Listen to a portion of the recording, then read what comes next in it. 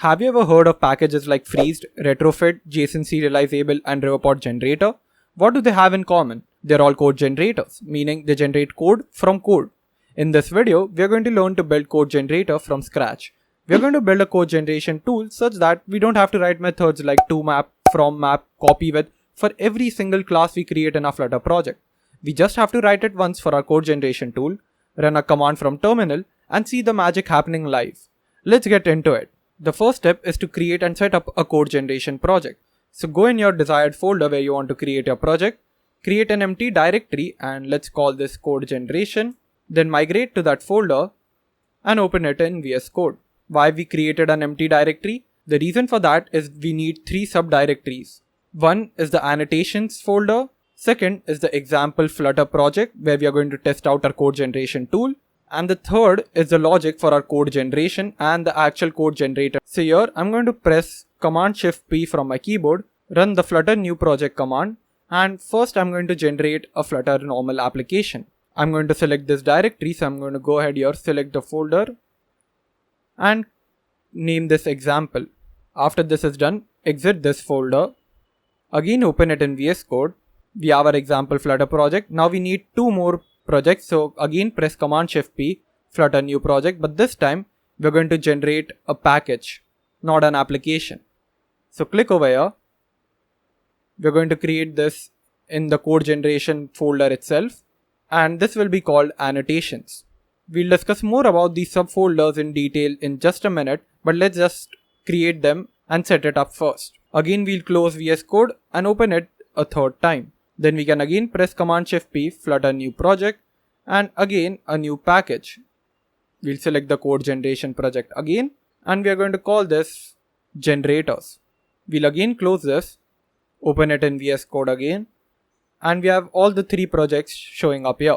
So what are these 3 folders? First one is the annotations folder. As the name suggests, it will help us to create an annotation. What are annotations? Let's go to the main.dart file. Here you can see @override. This is an annotation. If you've used immutable classes, there's @immutable. That is an annotation. Basically, if we suffix a keyword with @ and it exists in Flutter or Dart SDK, that is an annotation. So we are going to create an annotation for our class. We'll discuss more about this when we get there. Next is the example Flutter project. So we are going to test out our annotations here. And the third one is the generator. So we are going to have the actual logic of code generation right over here. So let's get started with the code by going to the annotations folder first. Go to the lib folder and go to the annotations.dart. Here we have a simple library created. We'll just remove this calculator class already created.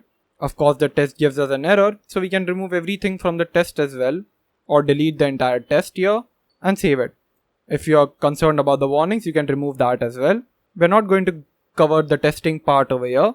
And in the lib folder here, we are going to create another folder called src source, so that all the logic part goes into one folder. And let's call this JSON generator.dart. This is not a generator, a code generator. This is just for annotation. So if you want to name this JSON generator annotation, that would be a good thing. But since it is already in the annotations folder, let's just call it JSON generator. Here we are going to create a simple class called JSON generator annotation, and we are going to create a const constructor for this. It's important to create a const constructor because only if the class has a constant constructor can we create an annotation based on this. And outside of this class, we are going to create a variable called JSON generator, which will be equal to JSON generator annotation. Save it, and we have created the annotation. That's how simple it was. We just create a class, we have a constant constructor, and we create a variable for this. Now, anytime we want to annotate something, we can just call @JSON generator like this, and it will work. Now we can come to the annotations.dart file. Here we are going to call export src/JSON generator.dart. So from this annotations library, we are just exporting one file, which is JSON generator.dart. If you want to create more annotations for different purposes for your code generation tool, you can create all of them in the src, add them to the annotations, and export them. So whenever you use this annotations library somewhere else, which we are going to, it will just import one file, which is annotations.dart. It doesn't have to import every single file. Now we can close this. Annotations is now complete. Now let's get to the generators part. We're going to create a new file here called build.yaml, and after that we're going to configure something here, but before moving there, we can go to the pubspec.yaml file. So this is our normal pubspec.yaml file, but I want to add some dependencies and dev dependencies so that I can do my code generation work much easily. So the first dependency we have here is build. This build package lets us inspect classes and give access to different elements of class, like you have variables, methods, classes, constructors of those classes. This build method or this build package is going to give everything. I'm not specifying the version number because I always want it to be the latest version from pub.dev. Next is the source generation package. This source generation package or source gen is a wrapper around this build package. Some of the methods that build gives us might not be friendly for us to use. So source gen is a wrapper around this so that we can use it quite easily. Basically, it gives us friendly developer APIs. Next is the annotations package, and this is not a package that is available on pub.dev. It is this package that we want to import. Why are we importing it? We'll get to know when we understand how code generator will work. After setting up this, I'll make sure you understand why we are importing this and how code generation overall works. But for now, we're going to import this annotations package. So we just have to type your path, because this is not from pub.dev, it's from our local system only. So the path is .. So we are right now in this generators folder, and this is our pubspec.yaml file. So we need to get out of this folder. So we'll do .. and then we need to go to annotations folder. So I can just type annotations now. Done. But now this is giving us an error, because publishable package cannot have path dependency. Basically, if we are publishing this generator, this code generator is being published to pub.dev, it should not have anything that's present locally, right? So we have to make sure that this is not publishable on pub.dev. So we can just type here publish to none. If we have this, the error goes away because it can't be published to pub.dev now. So these are all the dependencies we need. Now let's go to the dev dependencies. So we need build runner. So build runner will allow the generation of files from the code that we write here. And if you want to test your application, you can add test and build test packages, but it's not for us. So I'm not installing them. And these are all the things we need. Now we need to configure the build.yaml file. So if you go to this link, it will be mentioned in the description below, and copy all of this, paste it here, you'll get access to the build.yaml configuration. These are available all over the internet, so you can find them, but I'll explain what all of this is. We'll come back to this after we write the code generation logic here. Now let's get to the lib folder in the generators.dart and first try to understand how the code generation works. So suppose in our example file, we have a class called person. So we are going to create person.dart. We have a class, we'll call this person, and it has some properties. So it will have string name, string last name, boolean is adult, and let's just say int age. If we import our code generation tool and just add suppose @ some annotation name, after we do that and run a command, which is this, we'll understand this when we actually generate code, but for now this is the command. It will generate a new file for us called person.g.dart. So this was exactly what we had in build.yaml file. What should the output of the generated file be? So it will be person.g.dart, and it will contain the logic that we write in our lib folder for code generation. What we want to achieve is creating a constructor based on all of this, a toMap function, a fromMap function, and a copyWith function. So how does our code generation tool work? Well, the beauty is in the @annotation part. So what our code generation will do is just search wherever in the folder our annotation is used. After we get to know that, we're going to visit every field element present here. We're going to visit the constructor element so that we get the class name. By field name, I mean it will visit all of these fields, get their variable name, get their data type, and based on that, we will create our code generation tool. Pretty simple. So we are going to save this out for now. Let the error be there. In the lib folder, again create a source folder. Create a file called modelVisitor.dart, and this function will be used to visit all the elements of a class once we find the annotation. So we are going to create a class called modelVisitor, and we are going to extend this with something known as simple element visitor. And now you can see we are getting this error. We are getting this error because we have not imported the class from which the simple element visitor comes. And that is, we have to import it, and it comes from the analyzer package. So we have analyzer.element/element.dart. We still don't have it. So we have to import another line called from the same folder, but this will be called visitor.dart. And now we have this. Element is for some other file which you'll get to know in just a second, but this comes from the visitor.dart file. Now you might wonder, where did this analyzer package come from? So if you go to pubspec.yaml file, you've imported source generator and build. You've not imported anything like analyzer. It's there because build and source generation both use analyzer within them. So it gives access to the analyzer package as well, because these packages have exported this analyzer package. Here we also need to mention the generic type for this class. So it's going to be simple element visitor with a void. Now whatever functions we override from this superclass are going to have this return data type, which is void. If you type int here, all of the functions that we are going to override are going to be having the return data type as int. Now let's see what methods we need. It's not giving us any auto suggestion. So we'll just go in this class and see what functions it has to offer. There's visit augmentation import element. We don't know what that means. Visit class element. That sounds familiar. We do want to know the class name. Visit compilation unit element. Visit constructor element. This will be more useful.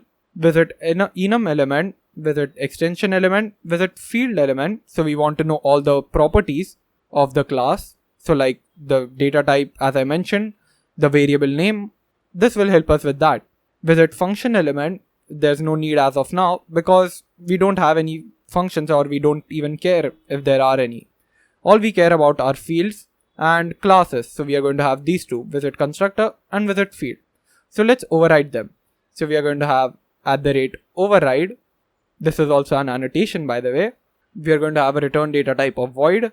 Visit constructor element, and here it's giving us an error. If we come back here, you can see it also has a parameter here. We can copy this, paste it here, and now we have that. This is what the element.dart gives us. The constructor element, the field element, all of those elements. If we remove this import, you can see this gives us an error. If you want to remove these warnings, you can just click on ignore depend on reference packages for this file, and the warnings go away. Now let's write the logic for visit constructor element. Basically, this simple element visitor will visit all of the elements inside of a class, inside of a file. So we are visiting the constructor element with the help of this function. Now we just need to get the class name. That's of purpose. So here I'm going to create a global variable called class name. We're going to store whatever class name we get inside of this variable. And now I'm going to get the class name. So I'm just going to have final return type equal to element dot return type. This constructor element has a bunch of properties, but element dot return type dot toString will give us the class name. So we are visiting the constructor element, right? So what is the return type of that constructor? Constructors always have the return type of a class, right? So it's going to return a class to us. But right now, if you try to print it and run this, of course it won't work. But trust me on this one. Basically, if you just do return type, it will give you something like %* for this kind of class. It's not giving you just person, it's giving you %*. I'm not sure about that reason why it does that, but I can suggest a fix for this. So I can just have class name equal to return type dot replace first. So we're going to replace the star that we get first with an empty string. So if there's %*, we are going to replace this asterisk with an empty string. So it will just go away. As simple as that. And this is going to be our class name. Now we want to visit the field elements because we want to get access to string, name, string, last name, all of that. So let's go to a simple element visitor. Let's see what other field we had. Visit field element. So we're going to copy that. Have your visit field element. Since this was a constructor element, this had constructor element. Since this is a field element, this is going to have field element. Here I'm going to create a map because I want to store in a map format the variable name, the string, last name, string, is adult, boolean, int, age, int. So the key is going to be the variable name, the value is going to be the data type. So I'm just going to have string dynamic equal to an empty map, and of course we need to name this, so I'm going to name this fields. Also don't forget to override this because this is coming from the superclass. So let's comment and write what we want because this logic can get tricky, not too tricky, but can get tricky. So the variable name first name is going to be of the type string, last name of the type string, age of the type int. So we want to make this map right here. So we can just do map, more like fields, @ Now the key is the variable name. So this can be element.name because it will visit the field element. The name of this field element is element.name, right? And this will be equal to element. Now we want to get the return data type of this field element. So it's going to be similar to what we had here, right? Element.return type, but it doesn't have anything known return type. So can we type type? Yep, it has something known as type, so we can use that. .toString. Again, the types here are returned like string star. It doesn't return just string, it has an asterisk after that. So we want to replace asterisk with an empty string, and that's it. That's our logic. We can remove this comment. So every time it encounters a field element, it's going to save it to our map of field. So this was the logic for the model visitor. It's going to fill out the class name and the fields. So we are not worried about that. So this was kind of like the helper function or a helper class for us.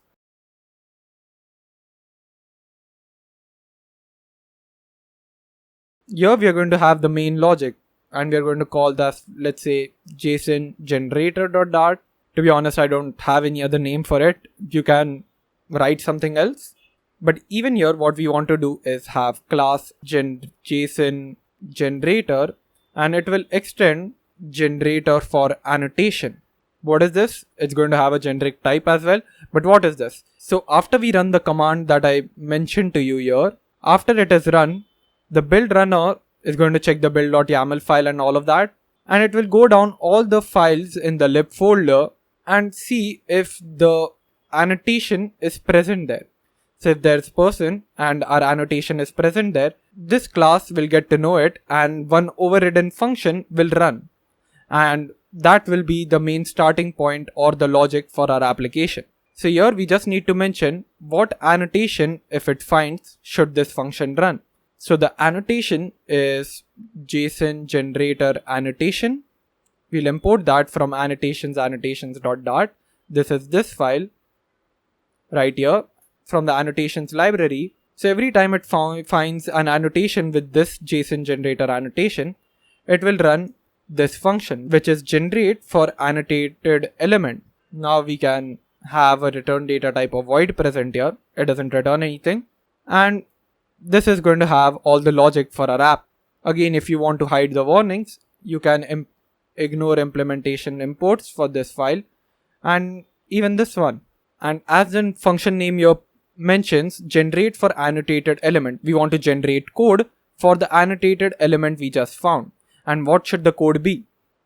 Well, first of all, we want to make sure that our model visitor goes through that particular class, and this will help us with that.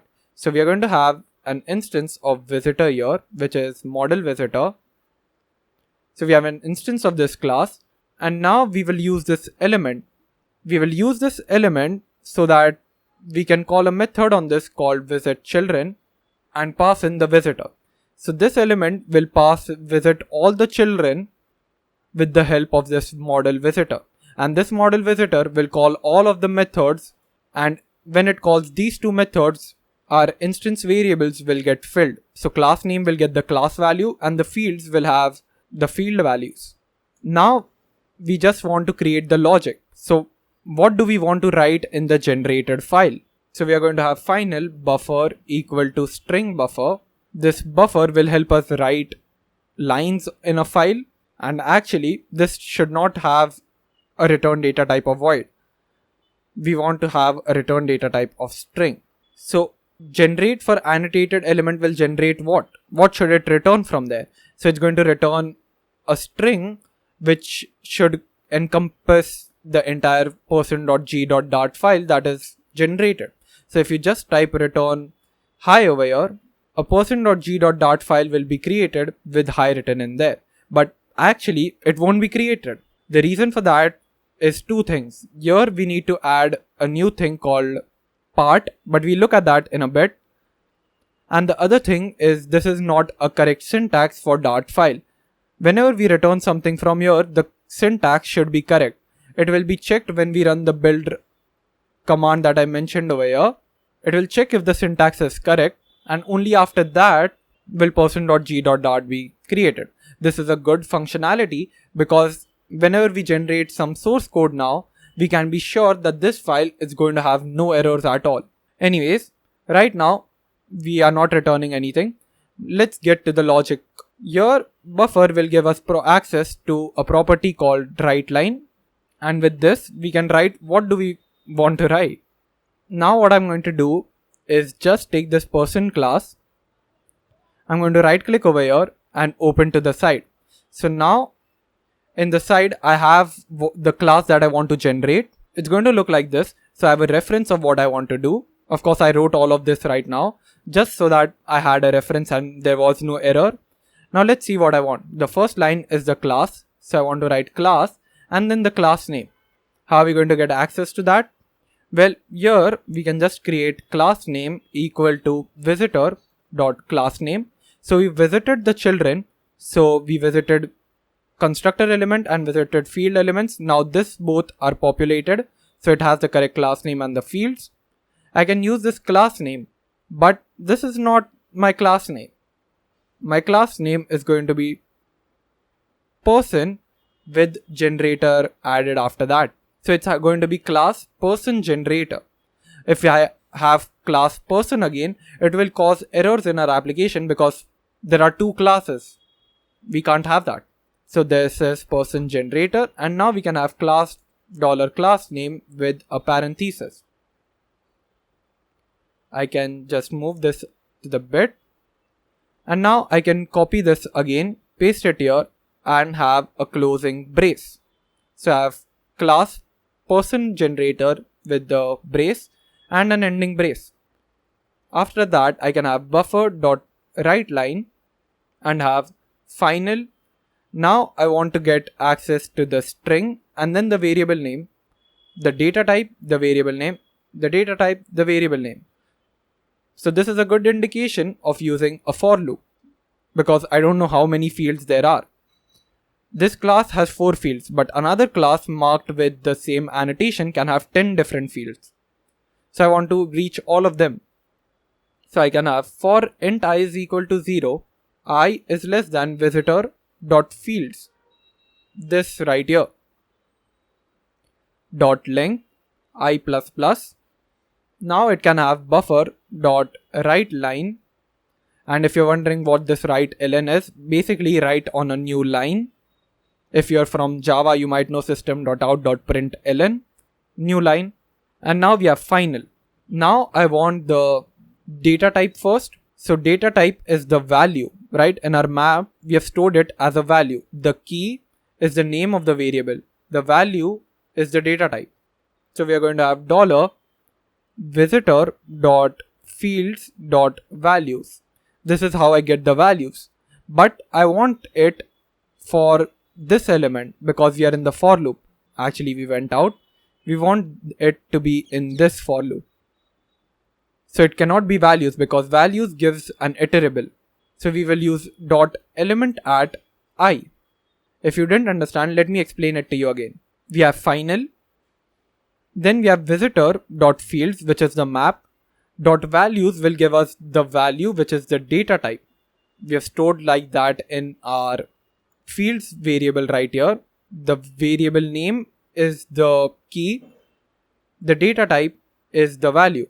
So we have values dot element at. Since we are in a for loop, we don't necessarily want the 0th element or the first element or the second element in the map. It can be anything. So based on this index, I want to write it. So after we have that, it's going to have final, string, boolean, integer, whatever. And now we need the variable name. So it's going to be similar to this again. So we have visitor dot fields, but this time keys, not values, because the variable name is present in the keys. Dot element at I. I hope you understood this. This is a bit difficult to understand, but if you did, congratulations. If not, ask me in the comment section below and I'll help you understand it even more. So this means we have written all of these final fields. Now we need to generate a constructor. So I can just have a comment here. If you want, you can create a new method for it. It will be much cleaner, but I'm too lazy to do that. And for the constructor, again, I'm going to have buffer.writeLn constant, then the class name. So I have dollar class name, then a parenthesis, a curly brace, so that I can have named arguments. I'll close this. So as soon as I have a bracket there, I'm just going to close it right away. And then again a for loop. So I'm going to run this for loop from 0 to fields.length. And then I'm going to have required this dot, and there is no data type involved here. So I think I can remove this field entirely. Fields.values.element at I. All I need is fields.keys.element at I. And after that, make sure to add a comma. If you don't add a comma, it will not generate the file for you because this is a Dart syntax problem. And after that, save it. And now we have a constructor created as well. The next thing we need is, let's say, a toMap function. So I'm going to have buffer.writeLn. I hope you're getting the hang of this. So we have map string dynamic. So whatever static part is there, the normal boilerplate code, we are going to have that. And after that, whatever non-boilerplate code is there, generally for loop is used in this part right here. So this model visitor, just calling it once, the visit children, gives us access to everything, and then it's just copying this nicely and figuring out the errors. Once you get it, of course you're going to get it. Now we are just going to have buffer.writeLn. I want to create a return and I want to close this right away. Again, this can be a bit confusing. It took me a while to write this entire thing out with many errors, especially with the ones that include comma. Then we again have buffer.writeLn, and here I think we want to return all of these fields. So again a for loop. Since we are writing for loop again and again, I think we can create a function for this. But anyways, keeping the code clean is up to you. I'm not keeping it. I would highly recommend you to do so, but now we don't want a single inverted comma. We want a double inverted comma. The reason for that is over here. You can see these are single inverted. I have also wanted single inverted. So this is how I'm keeping it. And now we don't want required in this part. We just want visitor.field.keys at element I like this in a string, and then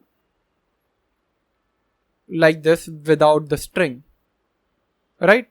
So we have a string. So whatever keys are there, the name in a string, and after that without the string. And this is inside a for loop, so it will generate that. And obviously don't forget the comma. And I think you don't need a semicolon here, you need a semicolon here, because this return is going to have a semicolon. You can see that, but this does not have a semicolon, and this is for this one, I think. I hope I'm right. Let's see. Let's wait till the end and see what the conclusion is. When I was writing the code for this, after every single function, I used to test it out, but I'm going to keep it this way so that we have suspense of what's going to happen. Now I'm going to create a fromMap. and we are going to have buffer dot write ln, this time a factory keyword, and then I want the class name to be present, so I'm just going to have dollar class name dot fromMap. So we have person dot fromMap and then the normal boilerplate. So we have map string dynamic like this. Also don't forget to name this map, and we'll again write this down, but we only want a closing brace. Then we are going to have buffer dot write ln, return dollar class name with a parenthesis, and we are going to close the parenthesis as well. So we have like this, something like this present. Now we are going to have buffer dot write ln, the name of the field. So again we need a for loop. I can type this for loop right here, and here I need the key, so it's not going to be in a string format here. So we have, suppose name here, this will give access to name, and then I want map at name, so this gives me access to map at name, and of course the comma. So we have the fromMap created as well. Now the final is the copyWith function. So let's have copyWith created. We are going to have buffer dot write ln, then we are going to have dollar class name copyWith like this. And actually I would highly recommend you to try this on your own so that you build some confidence, because logic is the main part. Once you have the logic figured out, you don't have to care about all of this stuff. You can find this in my GitHub repository linked in the description below. You can start off with that, but the main part is the logic. So you have to be clear of what you want to do in your app. So after having copyWith, you also want to close it, and this is going to have like this. So this is this part copyWith, and then you have this right here. Inside of this, you want a for loop again. But this for loop is similar to what we had right here. So I'm just going to go ahead and copy what we had in the start. This for loop, come down, put it in the copyWith. I'm going to remove final because there's no final here. This whatever data type there is, we'll add a nullable property there. So if this is nullable, because copyWith function has that. If the user doesn't want to enter the field, they cannot. So we have that. And then the variable name. Perfect. Don't forget a comma here. And now it strikes me that we have not added a semicolon after this. So we want to add semicolon as well. Otherwise an error. Yeah, you have to remember all of that. So I think the parameters for the copyWith function is done. I also want to close this bracket that we just have. So this is this part right here. Then this part is all of the parameter arguments. Then this is this, and we are closing this similar to this. Now this is going to return a person class, and we have done that before for our fromMap. So I can just have this logic written right here. So it's going to return a person class. Then it's going to have the name property, which is keys. And then we don't want access to map. It's just going to have this element at I. So name, this will give us access to name because it's keys. This will also give us access to name. So name colon name. And then we just want, if it is null, then we want this dot name again. So I just want to copy this and put it out here. A little too confusing, but if you understand this, this will give us access to name. Then we have a colon. Then we have name again. And then we are going to check if it is null. If it is null, then just take this. Otherwise, this dot name again. So it again is this thing right here. And of course, the comma. And I think these are all the things that are needed for our buffer and all of our file names, copyWith, toMap, fromMap. If you want more functions like JSON, encode, decode, and all of that, you can add those. But now I think you got the basic idea of what's happening here. Now we just want to do return buffer.toString. So whatever we have written here, we want to convert it to a string and return it. Now I can come to the generators.dart, remove this calculator class, and here let's close this side panel as well. Now we are going to have builder returned here, builder, and if you go to the build.yaml here, we have builder factories, right? These are containing the topmost level functions, and these are going to have a type definition like this. That's exactly what we are going to do. We are going to have builder. We're going to name this JSON generate JSON class. If it's not matching with any of the values that you've mentioned in the list, it will throw an error. So if you decide to change the function name, make sure to add the changes here. So you can have another class name or whatever, but it's going to be called generate JSON class for me. And then we are going to have builder options, and we're going to return a shared part builder. If you're wondering what a shared part builder is, it is a builder which will generate content for part of files. What are part of files? You'll get to know when we generate one file. Just wait for it, just wait for some time and you'll understand what part of files are. Let's just import builder, and we just have to remove material dart. It's coming from the build package here. Now we need to parse the generators. So we have shared part builders with a generator passed to it, and this is the JSON generator package. It requires a list of generator, and JSON generator extends generator for annotation package.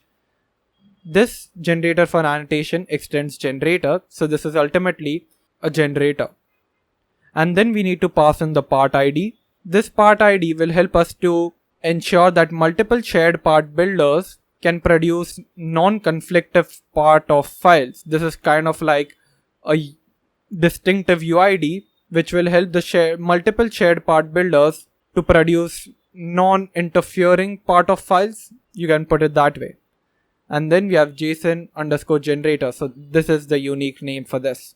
Basically our files will be prefixed with this. So if we have person, it will be person.json_generator.g.dart, or I'm not sure about the dot. It can be like this or like this, either of them, but it will not be the name of the generated file. If we have an error, it's going to be shown in the terminal that it's going to have JSON generator.dart. You'll see that. If you are concerned about the tests error, you can remove them. We are not writing any of them. If you want, you can write it for the generators. Anyways, now we need to test the application. So let's see if it is working. So we'll go to the example file or the folder, sorry. Then in the pubspec.yaml file, we are going to import some of these. So we need three things. In the dependencies, we are going to have annotations so that we can annotate the person class right here. Right now, if we just remove everything and bring it back to where it was earlier, we don't want a reference anymore. We want there to be @ annotation that we just created, right? So we are going to import that. So we are going to have path /annotations, and let's have some spacing. So this is the dependency. In the dev dependency, we are going to have two things: build runner, so that we can run the commands to generate the file, and then we need this generator. So it's going to be generators path /generators. So if you've used Riverpod Generator or Riverpod Annotation, the annotation is used in the dependency and Riverpod Generator is used in the dev dependency, right? Simple. Now we can come to the person class and use the annotation. Let's see what the annotation name was. It was JSON gen. So let's have @JSON gen. You can see we can import it, and it imports annotations.dart. Perfect. Now all we need to do is run the command that I mentioned to you earlier. Flutter pub run build runner. So this will run the build runner package, and we want to build, and we want to -- delete the conflicting outputs.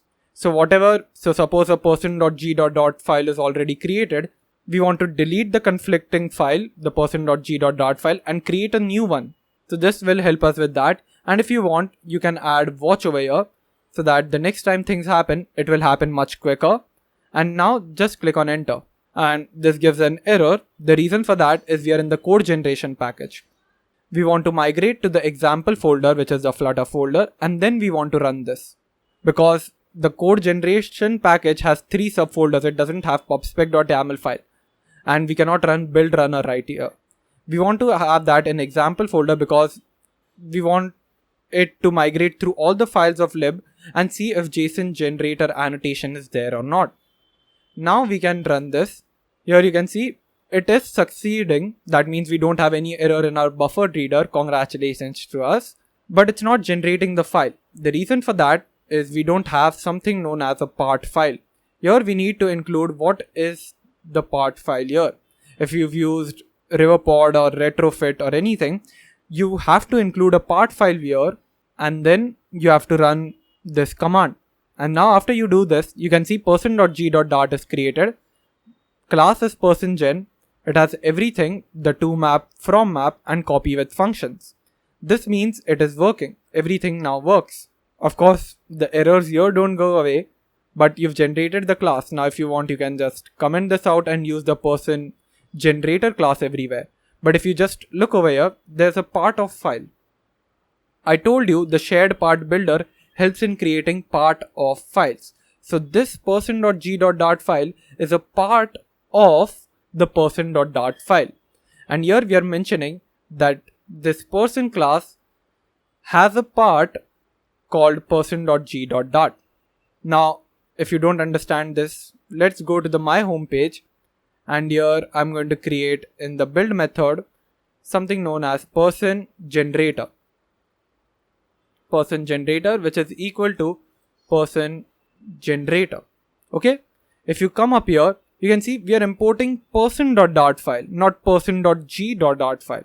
If you do that, it will give an error because the imported library so and so cannot have a part of directive. So we just have person.dart file here. And that's exactly what a part and part of file is. Now, if you want to see the magic, let's delete this. Let's also delete this. Now we are sure that this class is going to run. We are not even going to check that. If you want, you can check it out in your own project. But anyways, let's come back to this. We're going to activate all of these methods or properties. We're going to create a new file. Let's call this order.dart. So what is our order going to consist of? There's name of the product, there's name of the ID of the product or the ID of the order. It's going to have the list of string of name of products. This was the name of the order, my bad. And let's say a double of amount, like the total amount. What is it? And now let's run this command. So we are running the code generation package. We remove the part file for some reason, I don't know why. So let's have that again, person.g.dart, and let's run this. Now you can see a person.g.dart file is created, but not an order.g.dart. The reason for that is we have not annotated this class. So you need to annotate this class in order for it to get identified. And this command is not only running for our annotation. If you have a Riverpod annotation here, it will run that as well. Now again, I can just have @JSON generator. I forgot to put a part file. So let's have part order.g.dart and run it again. Now if you'll see, it's much quicker. If you add watch here, it will be much quicker than the second time or the third time you build it, because it will contain the cache in it. If you don't use watch, the second or the third time you use it, it's still going to take a lot of time. But anyways, we have order.g. It has all the correct stuff written in it, and a person.g, which has everything correctly written. Now, if you're still confused of how all of this is happening, let's take a brief run of how all of this stuff happens. So I run this command. Okay. The build runner gets activated. So the build runner calls the build.yaml file. It sees all the configuration. It sees the import line here, which is generators.dart. So it will go to this generators and see if it has something of this definition. If it has, great. If it's not, it's going to throw an error that the property name is different or the method name is different or something like that. If it's all good, then we are going to create a shared part builder. Shared part builder helps in the part and part of files. Then we are going to have the JSON generator there. And you can see the generator for annotation, whenever it identifies JSON generator annotation, it's going to run this method, and here we have a visitor here. So after we get the visitor, we are going to visit the children. So it's going to visit all the children of the annotated class. So for our person class, it found this. It's going to go over all of its children. So it's going to go over the constructor. So the constructor returns the person class, then the fields, so if their string name, and we store that in the variables. So for the class name, we store it in the class name variable, and the fields is in the fields variable. And then we write out the entire class for it and return the buffer.to string. And based on that, it will return the person.g.dart.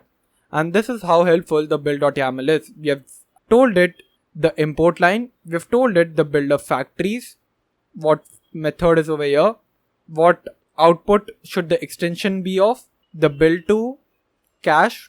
So whenever we use shared part builder, we want build to cache, and in the applies builder, combining builder to be present, so that it can combine all of the shared part builders together in one function or in one file.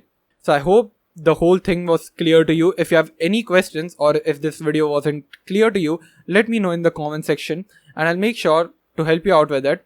If there are many people who didn't understand this, I'll make sure to give a second try to this video, because this is quite an interesting topic, and this will help you to contribute to the community, because code generators are there very less, and there are a lot of tasks, a lot of repetitive code to be written where code generators can be used. And there are not many resources online where we can get to know how to do all of this stuff. So let me know. I was just demonstrating to you how you can use or create your own code generation tool.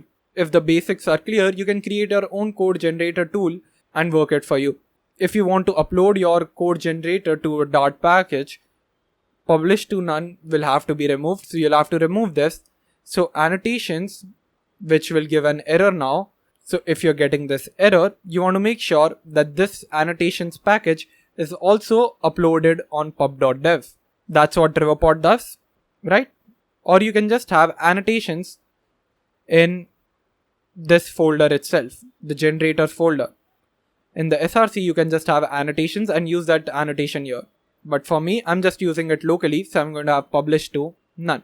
If you're wondering why you would want to use this code generation tool, if it's not clear, when there's a lot of repetitive code to be written. For example, there are a lot of classes that need these functions every single time. That's where code generation can help us. This will reduce a lot of time. It took a lot of time to write, but once you write it, you can create hundreds and thousands of classes. Be sure about the consistency the code writes, and be sure that this code is always going to be right. And of course, if the Dart syntax changes anytime, you can just go to your code generation tool, update the syntax there, rerun this command, and all the hundreds of classes will have the new Dart syntax with them. This is where code generator can help us.